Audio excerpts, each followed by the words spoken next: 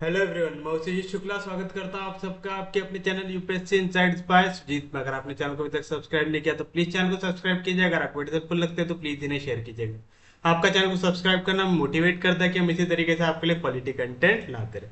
हमें next topic जो शुरू करना है वो कर्वेचर एंड टॉर्जन, लेकिन उससे पहले हम थोड़े से कुछ कंसेप्ट देख लेते हैं और उनके ऊपर क्वेश्चन देख लेते हैं। जैसे हमें पहले देखना है unit,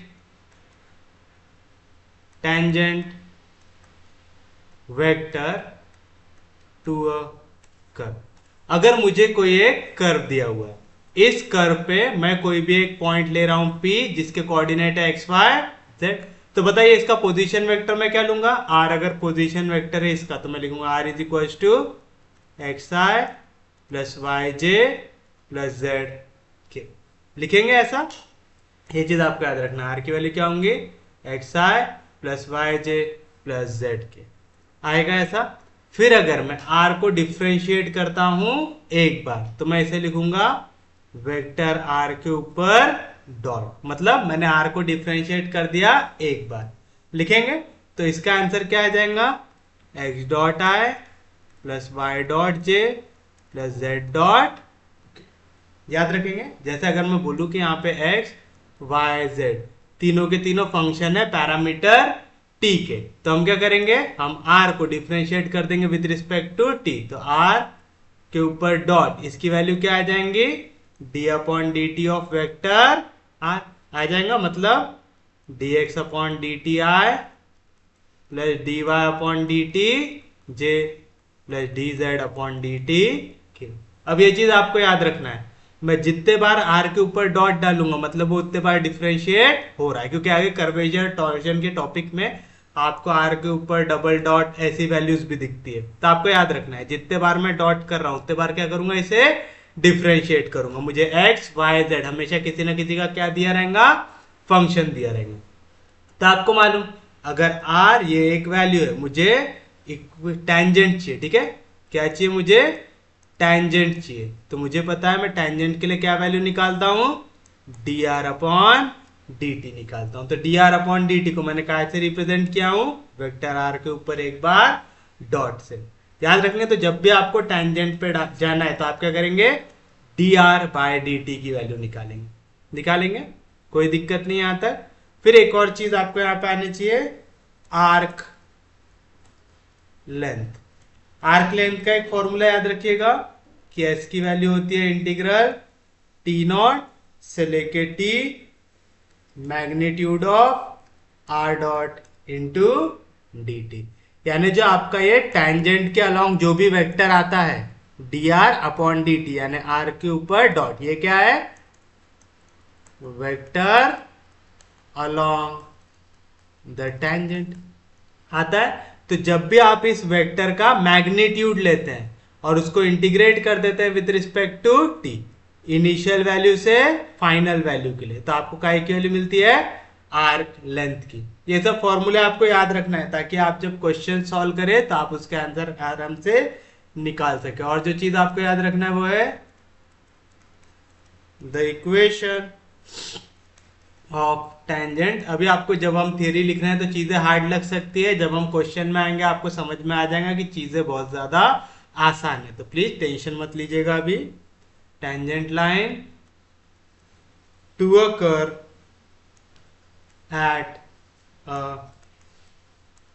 given point is vector capital R is equal to sorry small r plus lambda times r dot,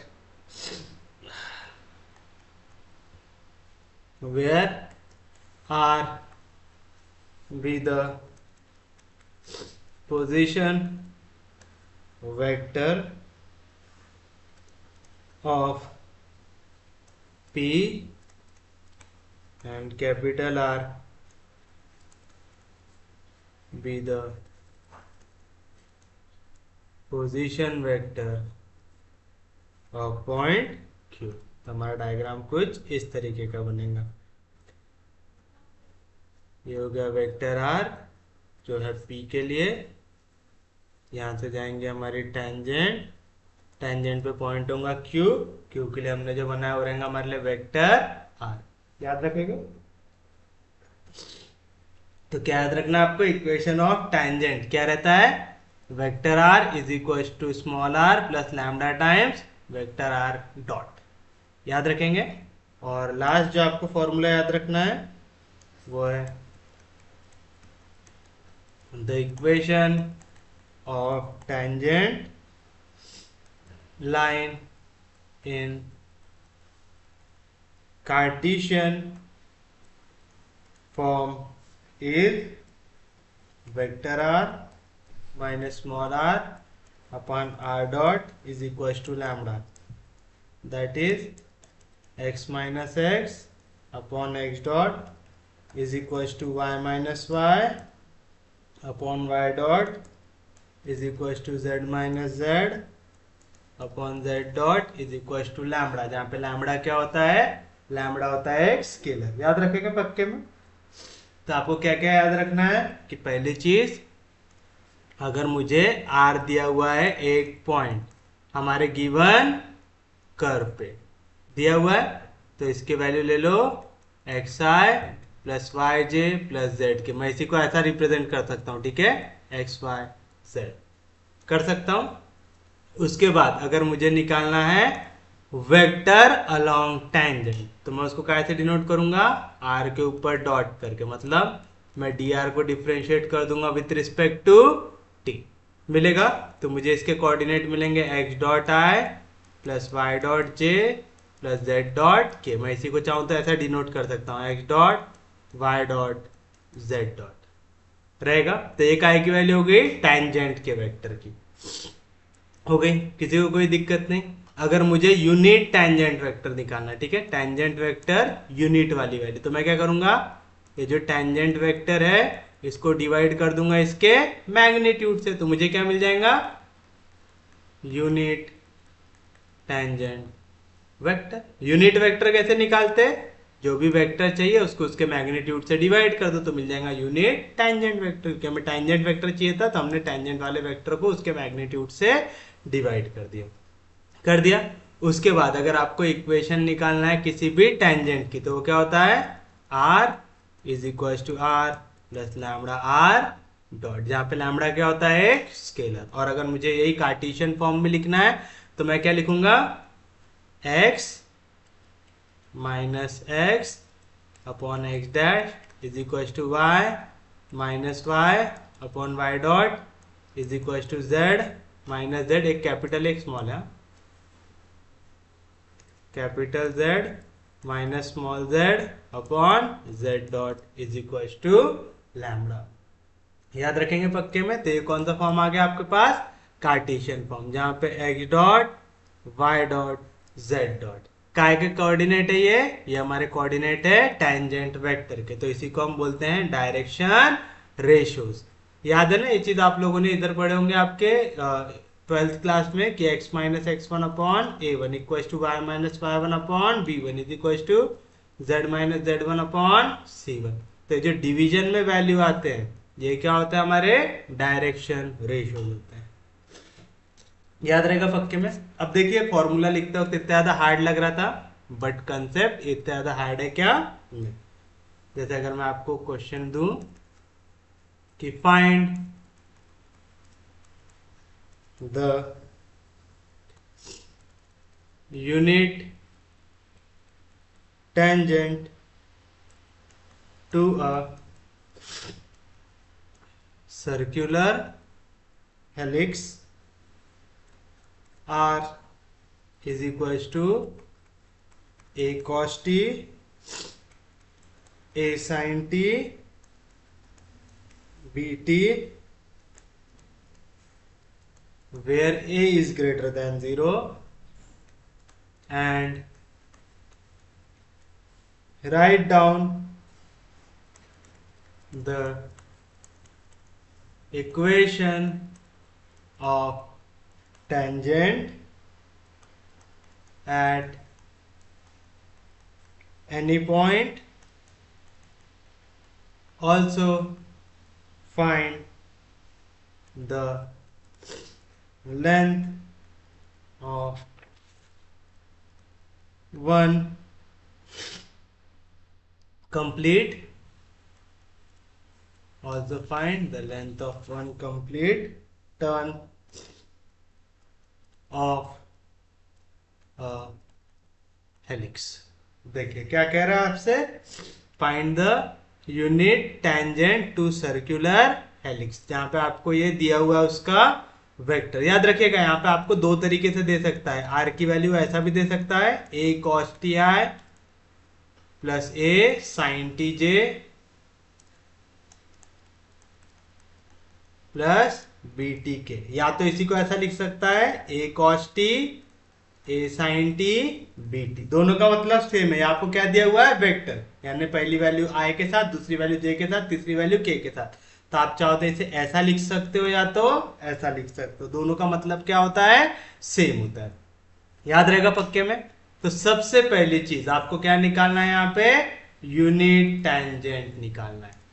क्या निकालना है, यूनिट टेंजेंट। यूनिट टेंजेंट निकालने के लिए आपको सबसे पहले क्या निकालना पड़ेगा, टेंजेंट वेक्टर निकालना पड़ेगा। तो बताइए कैसे निकालेंगे, सॉल्यूशन में सबसे पहली चीज आप क्या लिखेंगे, जो चीज आपको दी हुई है। तो हियर क्या दिया है मुझे, वेक्टर आर दिया हुआ है। क्या दिया हुआ है, ए cos t a sine t b t. याद रखिएगा आप इसे ही लिख सकते हो, या तो अगर आपको कंफ्यूजन हो रहा है तो आप इसको ऐसा लिख सकते हैं a cos T I plus A sine T J plus B T k. याद रखिएगा आप इसके बाद भी डायरेक्ट आंसर निकाल सकते हैं, ये लिखने की जरूरत है क्या, नहीं, दोनों का मतलब सेम होता है। फिर क्या बताया था मेरे मास्टर ने मुझे, कि अगर मुझे टेंजेंट वेक्टर चाहिए तो मैं कैसे निकालूंगा, तो आप लिखेंगे tangent vector to circular helix, to given circular helix,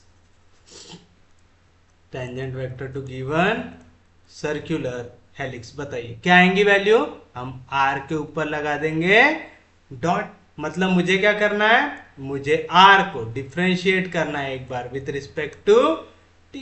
तो चलिए कर देते हैं, तो आपकी मर्जी, आप चाहो तो आप डायरेक्टली डिफ्रेंशिएट करके लिख सकते हो, या तो ऐसा लिख सकते हो D upon D T of A cos T I plus A sine T J plus B T के।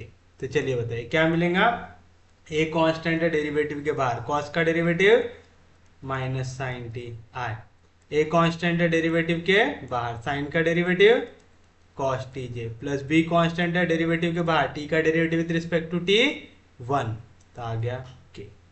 आ गया मतलब मेरे पास आर डॉट की वैल्यू आ गई। क्या आ गई, आई कोऑर्डिनेट है माइनस ए साइन टी, जे कोऑर्डिनेट है ए कॉस टी आ गया, और के कोऑर्डिनेट है बी। तो देखो मुझे अगर मैं ये वाली लाइन डायरेक्ट लिखना चाहूं तो क्या लिख सकता था, आर की वैल्यू होती है D R by D T, और फिर मैं डायरेक्टली लिख सकता था ए कांस्टेंट है डेरिवेटिव के बाहर, कॉस का डेरिवेटिव माइनस साइन, ए कांस्टेंट है डेरिवेटिव के बाहर, साइन का डेरिवेटिव कॉस, और बी कांस्टेंट है डेरिवेटिव के बाहर, टी का derivative with respect to T 1। यानी मुझे आई जे के लिखने की जरूरत थी क्या, यहाँ पे नहीं थी। समझा पक्के में, किसी को कोई दिक्कत नहीं, कोई डाउट नहीं। उसके बाद मुझे क्या चाहिए, यूनिट टेंजेंट वेक्टर, तो आप लिखेंगे यूनिट टेंजेंट वेक्टर। कैसे डिनोट करूंगा मैं, टी के ऊपर कैप लगा के। कैसे करते, जो भी आपका टेंजेंट वेक्टर है उसे डिवाइड कर दीजिए उसके मैग्नीट्यूड से। कर सकते हैं, क्या है मेरे पास टेंजेंट वेक्टर, फिर से मेरे पास दो चॉइस है, या तो मैं वेक्टर के फॉर्म में लिखूं या तो मैं ऐसे फॉर्म में लिखूं, दोनों में लिख सकता हूं। पहला क्वेश्चन है करके वेक्टर के फॉर्म में लिख के बता दे रहा हूं आपको। तो ये आ गया मेरा आर डॉट, डिवाइड करना उसके मैग्नीट्यूड से। मैग्नीट्यूड कैसे निकालते हैं, स्क्वायर रूट ऑफ आई का स्क्वायर माइनस का स्क्वायर प्लस ए का स्क्वायर, ए स्क्वायर साइन का square sine square T, plus j coordinate का स्क्वायर ए का स्क्वायर, ए स्क्वायर कॉस का square cos square T, plus k coordinate का square b का square b square आएगा। तो क्या मिलेगा मुझे, minus A sine T I plus A cos T J plus B के अपॉन अंडर रूट ऑफ, मैं यहाँ पे भी ए स्क्वायर है, यहाँ पे भी ए स्क्वायर है, ए स्क्वायर को निकाल लेता हूँ कॉमन, तो पहले वाले में क्या बचा, साइन स्क्वायर टी, प्लस दूसरे वाले में क्या बचा, cos square T plus B square, sine square theta plus cos square theta कितना होता है 1 होता है। तो मैं इसी को लिख सकता हूं minus A sine T I plus A cos T J plus B के अपॉन अंडर रूट ऑफ नीचे बचेगा ए स्क्वायर प्लस बी स्क्वायर। तो हो गया हमारा यूनिट टैंजेंट वेक्टर। तो मैं इसका आंसर इस फॉर्म में लिख सकता हूं, या तो मैं टी को लिख सकता हूं minus A sine T A cos T B divided by under root of A square plus B square. ऐसा लिखते हैं, या तो इसको ऐसा लिखते हैं minus A sine T upon under root of A square plus B square A cos T upon under root of A square plus B square B upon under root of A square plus B square. मैं suggest करूंगा या तो ये वाले form में लिखो या तो ये वाले फॉर्म में लिखो, ऐसा लिखना थोड़ा सा अजीब लगता है। मिल गया? तो आपने क्या निकाल लिया? Unit tangent vector. क्या निकाल लिया आपने? Unit tangent vector. नेक्स्ट क्या चाहिए मुझे? नेक्स्ट मुझे चाहिए also find the length of one complete turn of a helix. Complete turn of a helix की बात कर रहा है, मतलब हेलिक्स का मतलब समझता है ना आपको? आपने जो स्प्रिंग देखे होंगे ऐसी ऐसी वाली, है ना? तो इसमें जो एक पूरा टर्न हो रहा है उसकी लेंथ पूछ रहा है आपसे, ठीक है? तो अब लेंथ पूछ रहा है मतलब ये क्या है? कर्व है? और आपने लेंथ ऑफ कर्व निकालना सीखे क्या? Length of arc. अभी थोड़ी देर पहले मास्टर ने फॉर्मूला लिखाया था मुझे, क्या लिखाया था? Arc length. क्या रहता? S is equal to integral t naught से t magnitude of r dot into d t. होता है, कोई दिक्कत नहीं। अब मुझे यहाँ पे उसने इनिशियल पॉइंट बताया क्या? नहीं बताया। आपको पूछ रहा है length of one complete turn off helix. कहां से नापना शुरू किया वो बताया क्या? नहीं। तो मैं स्टार्टिंग पॉइंट ले लेता हूं टी नॉट, मतलब ये पहला पॉइंट जहां से घूमना शुरू हुआ उसको मैंने लिया टी नॉट। फिर ये ऊपर गया, ऊपर जाके यहां पे जब आएंगे तो ये हो गया वन कंप्लीट टर्न। मतलब ये कितना हो गया? टी नॉट पे 2 पाई जुड़ गया, है ना? पूरा एक बार ऐसा घूम के ऊपर आती है स्प्रिंग, आती है। तो जो ऊपर वाला पार्ट है, अगर मैं नीचे वाला बोल रहा हूँ ये था टी नॉट, तो ऊपर वाला आ गया टी नॉट प्लस 2 पाई। अगर नीचे वाला था 0 तो ऊपर वाला था 0 प्लस 2 पाई, यानी 2 पाई आता था। किसी को कोई दिक्कत नहीं? तो आप लिखेंगे length of one complete turn off helix. Length of one complete turn off helix का ऐसे डिनोट करेंगे आप इसको? एस से। क्या रहती वैल्यू? इंटीग्रल टी नॉट से लेके टी नॉट प्लस 2 पाई। क्यों? एक टर्न की बात कर रहा है। एक टर्न अगर आप एक सर्कल पे मारते हो तो कितना एंगल कवर करते हैं? 2 पाई। क्योंकि मुझे इनिशियल पॉइंट पता नहीं था, मैंने इनिशियल पॉइंट को क्या लिया हूं? T not. तो टी नॉट पे अगर 2 पाई जोड़ देंगे यानी एक टर्न पूरा कंप्लीट हो जाएगा। हो जाएगा? समझ रहा है? अब हम कहां से नापना शुरू कर रहे हैं हमें पता नहीं था, तो मैंने इसको ले लिया टी नॉट। फिर मैंने एक पूरा राउंड घूम के आया इसके ऊपर तक। तो ये वाला पॉइंट क्या होगा? टी नॉट में आपने कितना एंगल जोड़ दिया? 2 पाई, क्योंकि आपने लगभग पूरा एक सर्कुलर राउंड कंप्लीट करके आए हैं। समझा ये कैसे लिया आपने? और अंदर फॉर्मूला क्या रहता है? Magnitude of tangent vector into dt होता है। मैग्नीट्यूड ऑफ टैंजेंट वेक्टर निकाले थे क्या हम लोगों ने? निकाले थे। मैग्नीट्यूड ऑफ टैंजेंट वेक्टर क्या आता है? Under root of A square plus B square. तो आ जाएगा इंटीग्रल टी नॉट से t naught plus 2 pi under root of A square plus B square into d t. A और b कैसे है? कांस्टेंट, तो कांस्टेंट वैल्यू है। Integral के बाहर तो आएगा a square plus B square. D t का integration t between limit t naught से लेके t naught plus 2 pi. Upper limit minus lower limit आएगा under root of A square plus B square. Upper limit क्या है? T naught plus 2 pi. तो जहां जहां पे टी है उसके जगह रखो t naught plus 2 pi. Minus lower limit, जहां जहां पे टी है उसके जगह रखो t naught. T naught cancel, तो आंसर आया 2 pi under root of A square plus B square. तो this is your final answer. कुछ भी हार्ड था क्या क्वेश्चन में? इससे ज्यादा आसान चीज क्या ही मिलेंगी आपको जीवन पे। समझा कैसे निकाले? अच्छा हम एक और चीज खा गया, हमें एक और चीज निकालना है। Write down the equation of tangent at any point. ये भी निकालना है, ये भी निकाल लेते। Sorry, equation of tangent at any, ये निकालना है आपको। तो अपन लोग ले लेंगे लेट आर, जिसका कोऑर्डिनेट है X Y Z, be any point on tangent.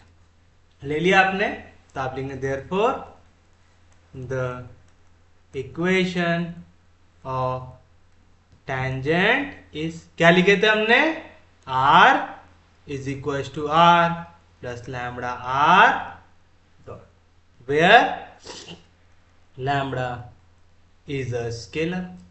आएगा, सब्स्टिट्यूट कर दीजिए, वेक्टर आर क्या आएगा, X I plus Y J plus Z K is equal to vector R क्या आएगा, X I plus Y J plus Z K plus lambda times vector R dot क्या आएगा, are dot की value आपने ये निकाल के रखा, निकाले,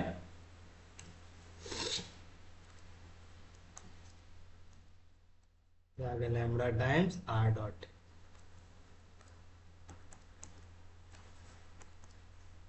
आ गया, किसी को कोई दिक्कत नहीं, कोई डाउट नहीं। अब आप क्या करेंगे, पूरे आई वाले टर्म्स को एक साथ लिखो। देखो क्या है, एक्स आई इधर, यहाँ पे प्लस एक्स आई, इधर आया तो माइनस एक्स आई, सेम चीज ये एक्स आई वाली टर्म होगी। फिर वाई जे है कैपिटल में, या स्मॉल वाई जे प्लस ये कैपिटल में, हाँ जेड के कैपिटल में, यहाँ पे माइनस में जाएंगे, इधर प्लस, इधर गया तो माइनस जेड के।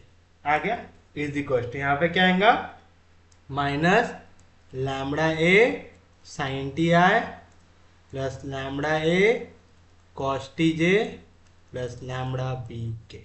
समझा क्या किया मैंने, ये कोऑर्डिनेट प्लस एक्स है, इधर गया तो माइनस, प्लस वाई जे इधर गया तो माइनस, प्लस जेड के इधर गया तो माइनस।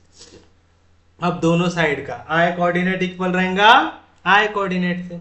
यहां से अगर मैं आई को कॉमन निकालता, एक स्टेप ज्यादा लिख रहा हूं, आपको ये लिखने की जरूरत नहीं है, मैं इसे ऐसा लिख सकता क्या, एक्स माइनस एक्स आई को कॉमन निकाल लिया, वाई माइनस वाई जे, जे को कॉमन निकाल लिया, जेड माइनस जेड के को कॉमन निकाल लिया। यहाँ पे क्या आएगा, minus A lambda T I plus lambda A cos T J plus lambda B.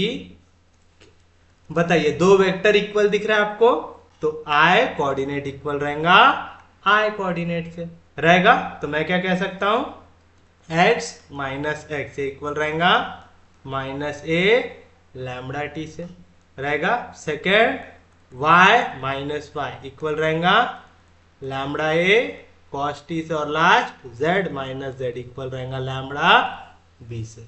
मुझे काय की वैल्यू चाहिए, मुझे वैल्यू चाहिए लैम्बडा की चाहिए, तो जो भी स्केलर रहा उसकी वैल्यू आपको यहाँ पे फाइंड आउट करना पड़ता है ताकि आप तीन इक्वेशन बना सके।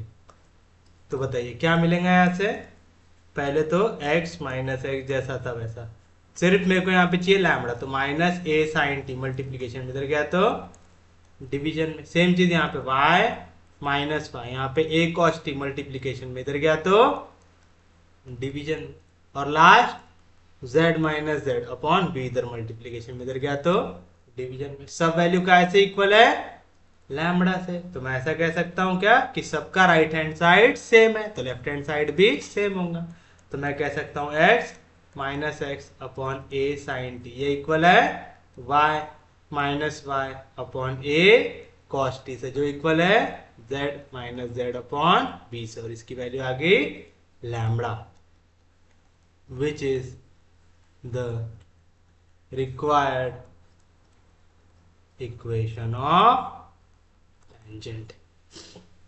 ये क्या आ गया आपकी इक्वेशन ऑफ सॉरी, ये क्या आ गया आपकी इक्वेशन ऑफ टेंजेंट। समझा कैसे निकालना है आपको, बहुत ही इजी चीज है। तो सबसे पहली चीज क्या याद रखना है आपको कि अगर मुझे r कोई भी पॉइंट दिया हुआ है x y z, तो मैं क्या करूंगा, इसको डिफरेंशिएट करूंगा एक बार विद रिस्पेक्ट टू t, तो x dash y dash z dash, ये क्या रिप्रेजेंट करता है, टेंजेंट वेक्टर डिनोट करता है। अगर मुझे चाहिए यूनिट टेंजेंट वेक्टर, तो मैं क्या करूंगा, टेंजेंट वेक्टर को उसके मैग्नीट्यूड से कर दूंगा डिवाइड, तो मुझे मिल जाएगा यूनिट टेंजेंट वेक्टर। अगर मुझे लेंथ ऑफ आर्क निकालना है तो मैं क्या करूंगा, इनिशियल पॉइंट से फाइनल पॉइंट के बीच में इंटीग्रेट कर दूंगा किसको, मैग्नीट्यूड ऑफ टेंजेंट वेक्टर को विद रिस्पेक्ट टू टी। तो मुझे क्या मिल जाएगा, लेंथ ऑफ आर्क, या तो आर्क लेंथ मिल जाएगा। किसी को कोई दिक्कत नहीं। इक्वेशन ऑफ टेंजेंट निकालना है तो आप क्या लिखेंगे, r is equal to R plus lambda R dot. और अगर आप इसको इक्वेशन के फॉर्म में लिखना चाहते हैं तो x minus x upon x dot is equal to Y minus Y upon Y dot is equal to Z minus Z upon z dot is equal to lambda. तो हो जाता है आपके लिए इक्वेशन ऑफ टेंजेंट। आ जाएगा निकालना किसी को भी, किसी को कोई दिक्कत नहीं, कोई डाउट नहीं। तो हम बढ़ते हैं हमारे नेक्स्ट क्वेश्चन की ओर, जो है find the angle between the tangent at a general point of the curve at general point of the curve। क्या कर दिया हुआ है आपको, x is equal to 3t, y is equal to 3t square, z is equal to 2t cube and the line, आपको line दी हुई है y is equal to z minus x equal to 0 आ जाएगा। तो अब आपको इनके बीच का क्या निकालना है, एंगल निकालना है। किसी को कोई दिक्कत नहीं, कोई डाउट नहीं, समझ रहे हैं यहाँ तक? तो चलिए बताइए सॉल्यूशन क्या आएगा इसका सॉल्यूशन। सबसे पहले तो आपको क्या दिया हुआ है यहाँ पे, द एंगल बिटवीन निकालना है आपको tangent at a point two the curve. इस कर्व की इक्वेशन दी हुई है आपको, तो हम किसको ले लेंगे, पॉइंट आर। तो आप लिखेंगे लेट आर, ये हो जाए हमारा एक्स वाई जेड हो जाए। तो एक्स की वैल्यू क्या है 3t, वाई की वैल्यू क्या है 3t स्क्वायर, जेड की वैल्यू क्या है 2t क्यूब। समझा ना। मैं एक्स वेक्टर आर वेक्टर को इस फॉर्म में भी लिख सकता हूँ, तो हो गया x I plus Y J plus Z के, हो गया। फिर उसके बाद आपको अगर याद हो तो हम काय की वैल्यू निकाल देते हैं, आर डॉट की निकाल देते हैं। आर डॉट का मतलब क्या होता है, D are upon D T. ये क्या होता है, वेक्टर अलोंग टेंजेंट होता है। तो क्या मिलेंगे आपको इसकी value, x dot Y dot Z dot. मतलब आपको इनको डिफ्रेंशिएट करना है। तो 3 कांस्टेंट है डेरिवेटिव के बाद, टी का derivative with respect to T 1, 3 constant है डेरिवेटिव के बाद, टी स्क्वायर का डेरिवेटिव 2t, तो आएगा 3 2 6, 2 कांस्टेंट है डेरिवेटिव के बाद, टी क्यूब का डेरिवेटिव 3t स्क्वायर, तो 3 2 6t स्क्वायर आ गया। ये क्या हो गया आपके लिए, वेक्टर अलोंग द टेंजेंट हो गया। अब अगर आप लोगों को याद हो, हम जब भी टेंजेंट की इक्वेशन लिखते हैं क्या रहता है, x minus x upon x dash is equal to y minus Y upon y dash is equal to z minus Z upon z होता है। जहां पे ये जो भी वैल्यू इधर डिनोमिनेटर में आती है उसको हम क्या बोलते हैं, डायरेक्शन रेशियोज। याद रखिएगा जब भी इक्वेशन इस फॉर्म में है, x minus x one upon a1, y minus y1 upon b1 is equal to z minus z1 upon c1। तो जो डिनोमिनेटर में वैल्यू आती है इसको हम क्या बोलते हैं, डायरेक्शन रेशियो। तो वेक्टर अलोंग टेंजेंट के ये जो वैल्यूज रहता है उसे हम क्या बोलते हैं, डायरेक्शन रेशियोज। तो ये डायरेक्शन रेशियोज किसके हो गए, टेंजेंट के। क्योंकि एंगल निकालते वक्त ना हमें सिर्फ डायरेक्शन रेशियोज की जरूरत पड़ती है। क्यों, अभी आपको समझ में आ जाएंगे। तो आप लिखेंगे the direction ratios of tangent are. क्या है, पहली वैल्यू है 3, दूसरी वैल्यू है 60, तीसरी वैल्यू है 60 का स्क्वायर। दैट इज, याद रखिएगा आप डायरेक्शन रेशियोज को सेम वैल्यू से डिवाइड कर सकते हैं। जैसे ये 3 है, ये भी 3 के टेबल में आता है, ये भी 3 के टेबल में आता है। मैं 3 से डिवाइड कर दूंगा, 3 1 3, 3 2 6, 3 2 जार 6 आ गया। तो ये हो गया हमारे लिए डायरेक्शन रेशियोज, किसके, टेंजेंट के। तो जब भी आपको डायरेक्शन रेशियो निकालना हो टेंजेंट का, तो हमें क्या याद रखना है, टेंजेंट की इक्वेशन क्या होती है, x minus x upon x dot is equal to y minus Y upon Y dot is equal to z minus Z upon z dot is equal to lambda, जहाँ पे x dot y dot z dot काय का coordinate है r dot के, यानी r dot के vector का जो भी x कोऑर्डिनेट हो, y कोऑर्डिनेट हो, z कोऑर्डिनेट हो, ये क्या होते हैं, उनके डायरेक्शन रेशियोज होते हैं। तो डायरेक्शन रेशियो है 360 स्क्वायर। डायरेक्शन रेशियोज को आप सेम वैल्यू से डिवाइड करो तो कुछ भी चेंज होता है क्या, नहीं होता है। तो ये सब 3 के टेबल में आते हैं, तो मैंने इन्हें 3 से डिवाइड कर दिया। अगर नहीं किया रहता तो आंसर अलग आता क्या, नहीं, आगे वाली वैल्यू जाके कैंसल होती है करके हमने आगे जाके कंफ्यूजन ना हो, ज्यादा बड़े कैलकुलेशन ना करके पहले ही काट दिया वैल्यू। अब देखिए हमें एंगल किसके साथ निकालना है, इस टेंजेंट का एंगल निकालना है दूसरी लाइन के साथ, तो हम उस लाइन को भी सॉल्व कर देते हैं। And the given line is क्या दिया हुआ है, y is equal to z minus x equal to 0। मैं इसी को ऐसा लिख सकता है क्या कि y की वैल्यू 0 है यहाँ पे और z माइनस एक्स की वैल्यू 0 है यहाँ पे, लिख सकता है ऐसा। तो मैं इसी को ऐसा लिख सकता क्या, y इक्वल है 0 से और z इक्वल है x से। और आप लोगों ने पढ़ा होगा वाली चीज आपके 12th में कि इक्वेशन ऑफ लाइन अगर कभी भी इस फॉर्म में दी रहे तो आप क्या लिखते हैं, देखो यहाँ पे x इक्वल है z से, है ना, x इक्वल है z से, z इक्वल है x से, दोनों का मतलब सेम होता। तो अगर मैं दोनों को 1 से डिवाइड करूँ तो कुछ भी फर्क पड़ता क्या, नहीं पड़ता। तो मैं लिखूंगा x अपॉन 1 इक्वल है z अपॉन 1 से, है। और क्या बोल रहा है, आप किसी को भी सॉल्व करो तो y का आंसर क्या आएगा, 0।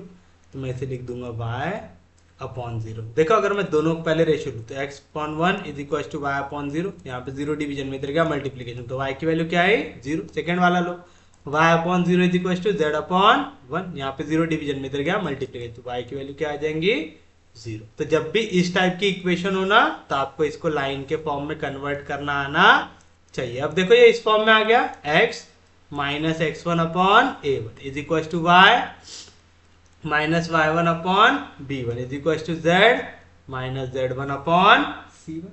बन गया इक्वेशन ऑफ लाइन। ये जो पॉइंट होता है ना, इस पॉइंट से आपकी लाइन पास होती है और ये होते हैं उसके डायरेक्शन रेशियोज। आप लिखेंगे direction ratios of given line are, या तो इस क्या आएगा 1 0 1, समझा। तो लाइन के डिवीजन में जो भी वैल्यू आती है वो क्या होते हैं, उसके डायरेक्शन रेशियोज होते हैं। तो अब मैं ऐसा क्यों लिखते जा रहा हूं, क्योंकि मुझे एक फॉर्मूला पता है। तो मैं लिखूंगा let theta be the angle between the tangent to the given curve and given line। तो मैंने थीटा ले लिया, एंगल किसके बीच का, हमारा जो टेंजेंट है कर्व को दिया हुआ और जो हमारी लाइन दी हुई है। फिर आप लिखेंगे वी नो दैट, क्या पता है आपको, the angle theta between two lines having direction ratios a1 b1 c1 and a2 b2 c2 is given by, क्या रहता है formula, cos theta is equal to a1 a2 plus b1 b2 plus c1 c2 upon under root of a1 square plus b1 square plus c1 square into a2 square plus b2 square plus c2 square.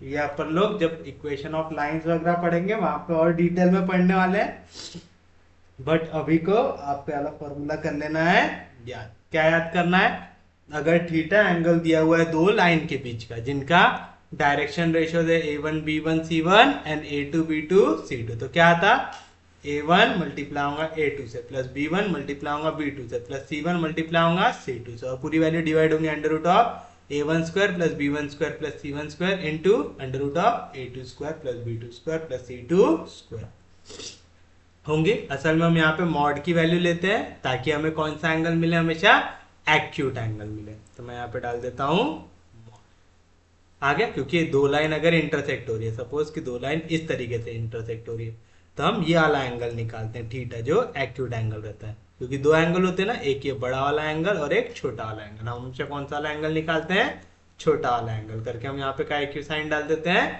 Mod की, यानी magnitude आ गया, ताकि यहाँ पे कोई भी negative value ना आए। अब बताइए यहाँ पे आपके पास डायरेक्शन रेशियो है क्या, A1 दिया हुआ है आपको, B1 दिया हुआ है आपको, C1 दिया हुआ है, A2 दिया हुआ है, B2 दिया हुआ है, C2 दिया हुआ है। चलिए बताइए, पहला जो हमारा टेंजेंट था, टेंजेंट के लिए क्या है direction ratio 1 2t 2t square, तो आ गया 1 2t 2t स्क्वायर आ गया। और हमारा जो दूसरा है उसके लिए क्या दिए हुए डायरेक्शन रेशियोस 1 0 1 दिया हुआ है, तो आ गया 1 0 1। तो बताइए क्या मिलेंगे angle, cos theta is equal to mod of A1 A2 1 into 1 1 plus B1 B2 2t into 0 0 plus C1 C2 2t square into 1 2t square upon under root of A1 का स्क्वायर 1 का स्क्वायर 1 प्लस B1 का square 2t का square 4t square plus C1 का square 2t square का square 4t to the power आएगा into under root of क्या आएगा A2 square B2 square C2 square, तो 1 का स्क्वायर 1 0 का स्क्वायर 0 1 का स्क्वायर 1 आएगी वैल्यू, तो क्या है value 1 plus 2t square divide by यहाँ पे देखिए क्या है 1 plus 4t square plus 4t to the power 4, तो मैं इसे ऐसा लिख सकता हूँ under root of 1 plus 2t square का होल स्क्वायर, और यहाँ पे आएगा square root of 1 plus 1 root 2 हो जाएगा।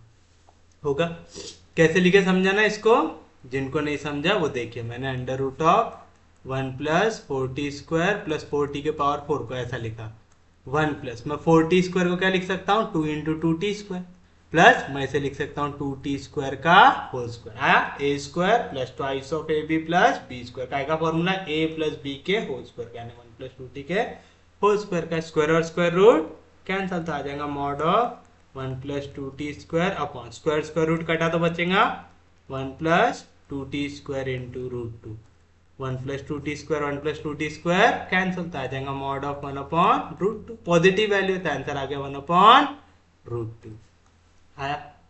कोई भी दिक्कत कोई भी डाउट समझ रहा है पक्के में, सच में समझा। अब बताइए 1 अपॉन रूट 2 कॉस की वैल्यू 1 अपॉन रूट 2 कहाँ पे होती है पाई बाय 4 में होती है, तो मैं इसे ऐसा लिख सकता हूं क्या cos theta is equal to cos pi by 4 since cos pi by 4 की वैल्यू आती है 1 अपॉन रूट 2 आती है, cos cos कैंसल, तो थीटा की वैल्यू क्या आ गई पाई बाय 4 आ गई। तो ये हो गया हमारा angle between the tangent and the line, हो गया इजी था। तो यहाँ पे इंपॉर्टेंट चीज क्या है आपको याद होना चाहिए इक्वेशन ऑफ लाइन। लाइन हमेशा कौन से फॉर्म में लिखते हैं आप, जैसे x minus x upon x dot is equal to Y minus Y upon Y dot is equal to Z minus Z upon z dot is equal to lambda. ये हमारी इक्वेशन ऑफ टेंजेंट, जहाँ पे x dot Y dot Z dot ये coordinate होते हैं r dot के, होते हैं x dot Y dot Z dot, मतलब x डॉट आई प्लस वाई डॉट जे प्लस जेड डॉट के होते हैं। तो आप जब भी टेंजेंट वेक्टर के कंपोनेंट निकालते हैं तो वो होता है हमारे लिए डायरेक्शन रेशियोज ऑफ टेंजेंट। क्या होते हैं वो डायरेक्शन रेशियोज ऑफ टेंजेंट। फिर आपको कोई भी लाइन दी हुई है ना, आप उसको इस फॉर्म में कन्वर्ट करने की कोशिश करेंगे, x minus x1 upon a1 is equal to y minus y1 upon b1 is equal to z minus z1 upon c1। जहाँ पे जो डिवीजन में वैल्यू आती है a1 b1 c1 ये क्या होते हैं डायरेक्शन रेशियो आपके उस लाइन के। और अगर दो लाइन दी हुई है जिनके बीच का एंगल है थीटा a1 B1 C1, ये डायरेक्शन रेशियो थे पहले लाइन के।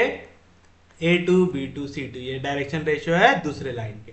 तो दोनों का फॉर्मूला क्या होता है, cos theta is equal to mod of A1 A2 plus B1 B2 plus C1 C2 upon under root of A1 square plus B1 square plus C1 square into A2 square plus B2 square plus C2 square. याद रखेंगे।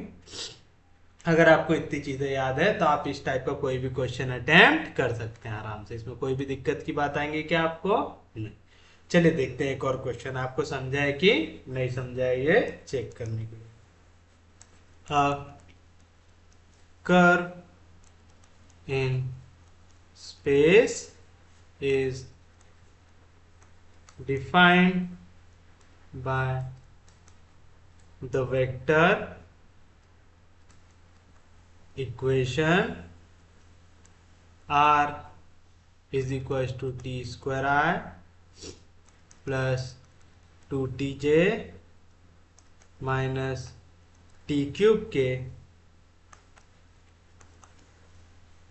determine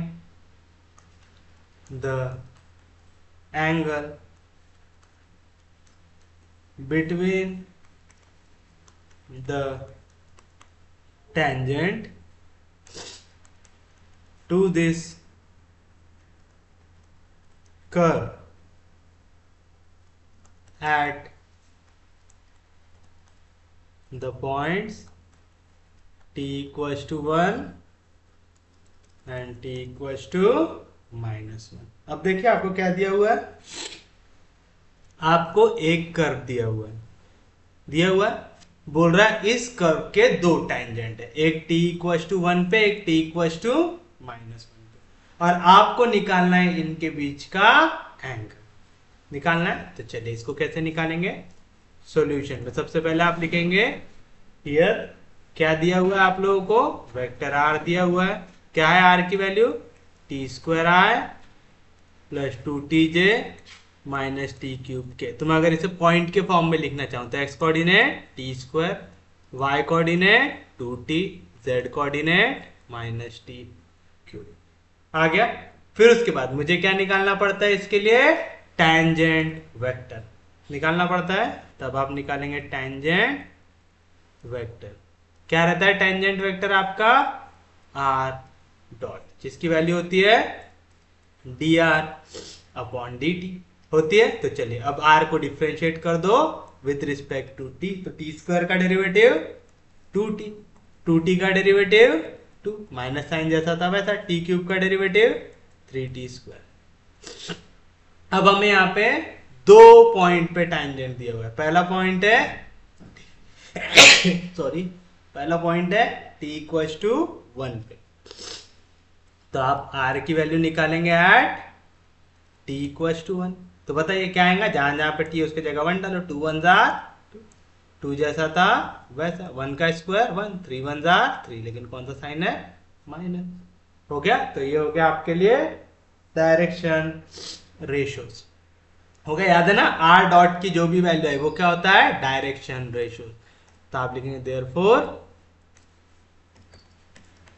the direction ratios of tangent to given curve at t equals to 1 are क्या आएंगे direction ratios 2 2 -3। आ गए, कोई दिक्कत नहीं। अब same चीज सेकेंड पॉइंट क्या दिया हुआ है, r इक्वल्स टू -1। तब आप निकालेंगे r डॉट की value at t equals to -1। क्या आएंगी वैल्यू, 2 इंटू टी यानी 2 इंटू -1 -2, फिर 2 जैसा था वैसा, -1 का स्क्वायर प्लस 1, -3 इंटू 1 हो जाएगा -3। हो गया। तो आप लिखेंगे the direction ratios of tangent at t equals to -1 r। क्या है इसके डायरेक्शन रेशियोज, -2 2 माइनस, फिर दोनों के बीच का एंगल आप कैसे डिनोट करेंगे, थीटा से। तो आप लिखेंगे let theta be the angle between the two given tangents at t equals to 1 and t equals to -1। दोनों के बीच के एंगल को आपने डिनोट कर दिया, कैसे? थीटा से डिनोट कर दिया। एंड वी नो दैट, क्या पता है आपको?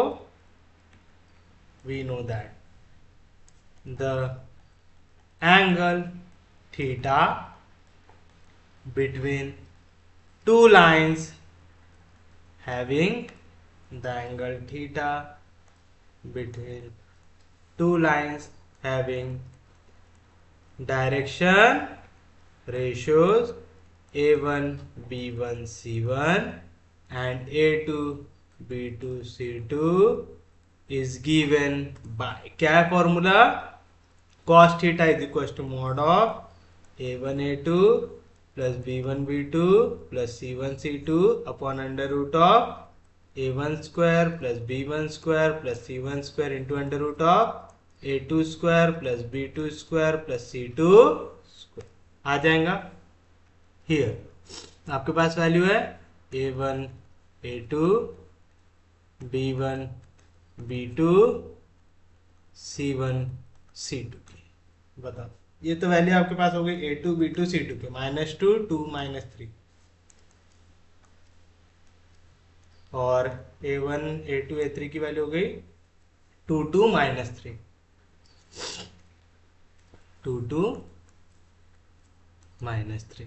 तो बताइए देयरफॉर cos थीटा की वैल्यू क्या आ जाएगा? Mod of a1 a2 2 into -2 -4 plus b1 b2 2 2 जार 4 plus c1 c2 minus into minus plus 3 3 जार 9 upon under root of a1 square 2 का स्क्वायर 4 प्लस b1 स्क्वायर 2 का स्क्वायर 4 प्लस c1 स्क्वायर -3 का square 9 into under root of a2 square -2 का square 4 plus b2 square 2 का square 4 plus c2 square -3 का square 9। तो क्या बचा आपके पास? cos theta is equal to mod of +4 -4 cancel तो आएगा 9 अपॉन अंडर रूट ऑफ 4 + 4 8 8 + 9 17 आएगा under root of 17 into under root of 17 आ जाएगा मॉड ऑफ 9 अपॉन √17 इंटू √17 आ जाएगा 17। पॉजिटिव नंबर है, मॉड के बाहर आएगा तो सेम आएगा, तो cos थीटा की वैल्यू आएंगे 9/17। यहाँ से थीटा की वैल्यू क्या आ जाएंगे? इधर cos उधर आया तो cos इनवर्स ऑफ 9/17। तो this is your final answer. कोई भी दिक्कत, कोई भी डाउट? इजी है, समझा पक्के में? तब अगर कभी भी आपको एंगल निकालने के लिए आया तो कंफ्यूज तो नहीं होंगे, आराम से निकाल सकते हैं। आप डॉट प्रोडक्ट निकाल के भी एंगल निकाल सकते हैं, याद है ना? डॉट प्रोडक्ट निकालते उससे भी आपको सेम टाइप के आंसर मिलते हैं। हमने उस टाइप के भी क्वेश्चन देखे थे। चलिए एक और क्वेश्चन देख लेते हैं।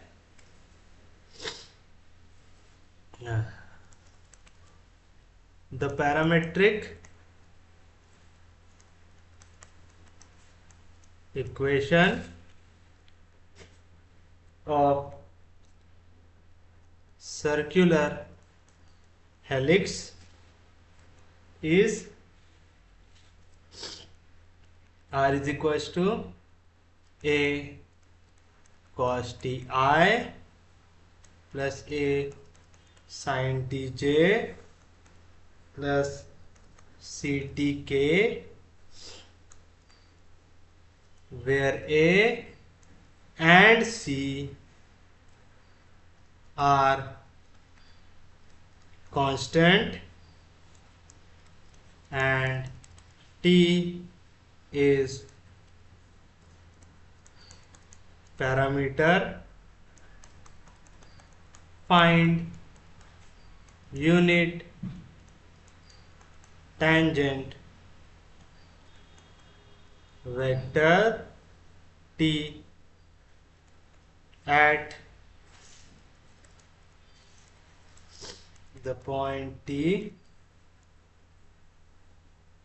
and the arc length measured from t equals to 0. Also find dt by ds where s is the arc length. S is the arc length. देखिए क्या दिया हुआ है आपको दिया हुआ है parametric equation of circular helix. तो चलिए पहले वही लिख देते हैं। The parametric equation of circular helix is, क्या दी हुई है, r is equal to a cos ti plus a sin tj plus c tk। तो मैं इसी को ऐसा लिख सकता हूं, i का coordinate a cos t, j का coordinate a sin t, k का कोऑर्डिनेट c t। सबसे पहली चीज मेरे को a और c कांस्टेंट दिया हुआ है, t दिया हुआ है पैरामीटर। पहले मुझे निकालना है unit tangent vector t at point t। तो मुझे निकालना है यूनिट टेंजेंट वेक्टर। तो यूनिट टेंजेंट वेक्टर निकालने के लिए पहले क्या निकालना पड़ेगा, टेंजेंट वेक्टर। तो आप लिखेंगे टेंजेंट वेक्टर। टेंजेंट वेक्टर का ऐसे डिनोट करते, आर के ऊपर डॉट डाल के, मतलब आपको आर को डिफरेंशिएट करना है विद रिस्पेक्ट टू टी। तो चलिए बताइए क्या मिलेगा, ए कांस्टेंट है डेरिवेटिव के बाहर, कॉस का डेरिवेटिव माइनस साइन, ए कांस्टेंट है डेरिवेटिव के बाहर, साइन का derivative cos t, c constant है डेरिवेटिव के बाहर, टी का डेरिवेटिव आ गया, कोई दिक्कत नहीं। नेक्स्ट मुझे क्या चाहिए, यूनिट टेंजेंट वेक्टर चाहिए।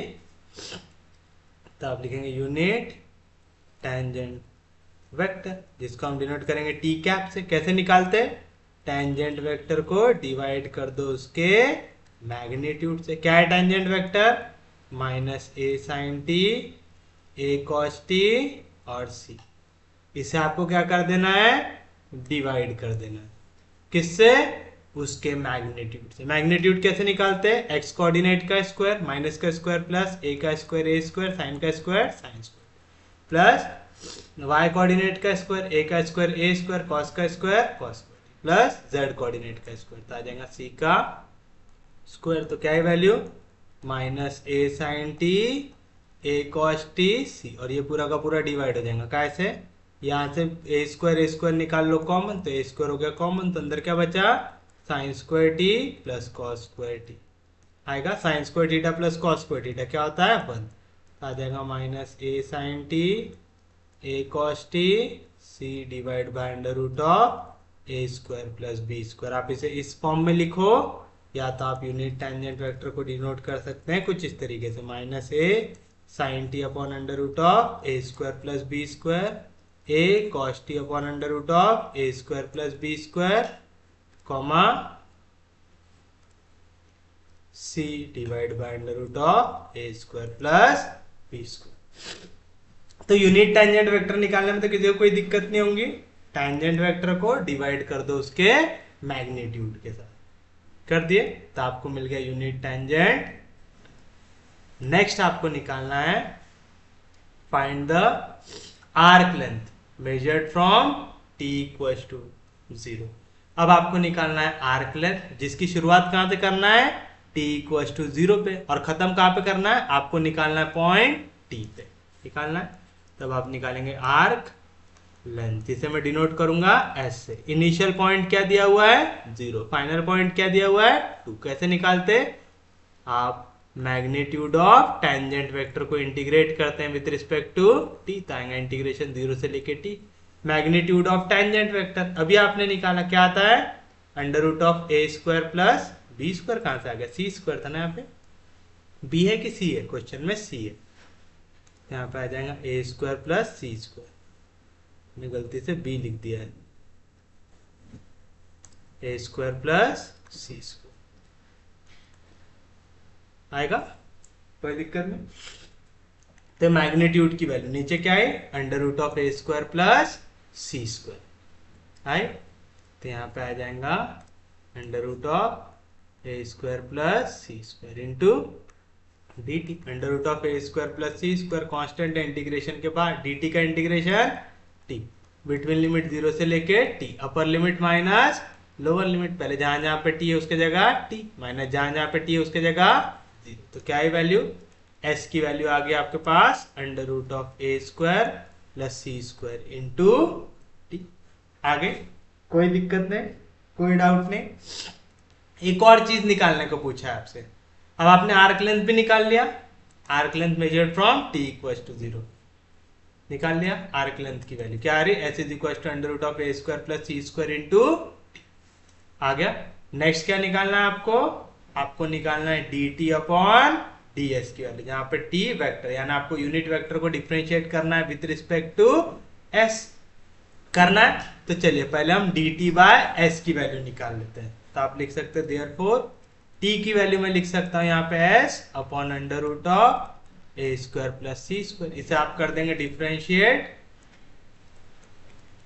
With respect to s. तो टी का derivative with respect to s आ जाएगा d t by d s 1 upon under root of A square plus c square constant है इंटीग्रेशन के डेरिवेटिव के बाहर एस का derivative with respect to s हो जाएगा तो d t upon d s की वैल्यू आ गई। चलिए अब आपको क्या करना है आपको चाहिए टी वेक्टर का derivative with respect to s. T vector निकाले आप लोगों ने ये हमारा टी वेक्टर इसे मैं देता हूं इक्वेशन नंबर ए दे सकते हैं ऐसा।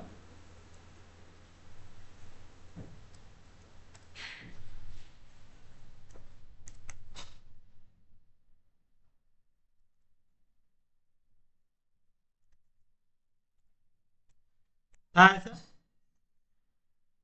आप लिख सकते फ्रॉम इक्वेशन फिर क्या करेंगे इसे डिफरेंशिएट इक्वेशन है with respect to s we get क्या मिलेगा टी का derivative with respect to s d t upon d s is equal to देखो minus a upon under root of A square plus c square constant है derivative के बाहर sine का derivative होता है कॉस लेकिन यहाँ पे क्या आया t तो t का derivative with respect to s हो जाएगा साथ में मल्टीप्लाई फिर से a upon under root of A square plus c square constant है डेरिवेटिव के बाहर cos का डेरिवेटिव माइनस साइन लेकिन फंक्शन क्या आया t आया फिर हमें क्या करना पड़ेगा हम तो डिफरेंशिएट कर रहे विद रिस्पेक्ट टू s तो आपको t का derivative with respect to s कर देना पड़ेगा मल्टीप्लाई और c upon under root of A square plus c square पूरा कांस्टेंट है तो उसका derivative with respect to s आ जाएगा 0।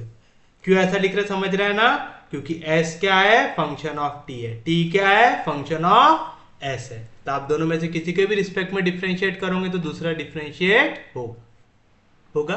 अब बस आपको dt अपॉन ds की वैल्यू कर देना है सब्स्टिट्यूट तो dt अपॉन ds क्या आ जाएंगी value minus a upon under root of A square plus c square cos t into d t by d s dt by d s क्या है value 1 upon under root of A square plus c square आगे 1 upon under root of A square plus c square same चीज a upon under root of A square plus c square into minus sine t d t upon d s फिर से क्या आ जाएगा 1 upon under root of A square plus c square 0 from equation number 1 आ गया। तो क्या मिला आपको value therefore vector d t upon d s क्या आ जाएंगी value minus a cos t upon square root into square root आ जाएंगे value a square plus c square समझा क्योंकि a square plus c square root दो बार multiply हो रहा है तो स्क्वायर और स्क्वायर रूट हो जाएगा कैंसिल हो गया। तो नीचे ब्रैकेट डालने की भी जरूरत नहीं है डायरेक्ट आप लिख सकते हैं a square plus c square same चीज plus into minus minus A sine T upon under root of A square plus c square into under root of A square plus c square क्या हो जाएगा under root of A square plus c square का whole square square और square root cancel तो बचेगा ए square plus c square और value बची c तो हो गया आपके लिए आपका फाइनल आंसर हो गया। तो आप इसे या तो ये फॉर्म में लिखो या तो इसी को लिख दो माइनस ए कॉस टी माइनस ए साइन टी 0 अपॉन ए स्क्वायर प्लस सी स्क्वायर आपको दोनों में से जो भी अच्छा लगे उस फॉर्म में आप इसको लिख सकते। तो उम्मीद है समझाऊंगा सबको। ऐसा करते हैं आज का लेक्चर यहीं तक रखते हैं।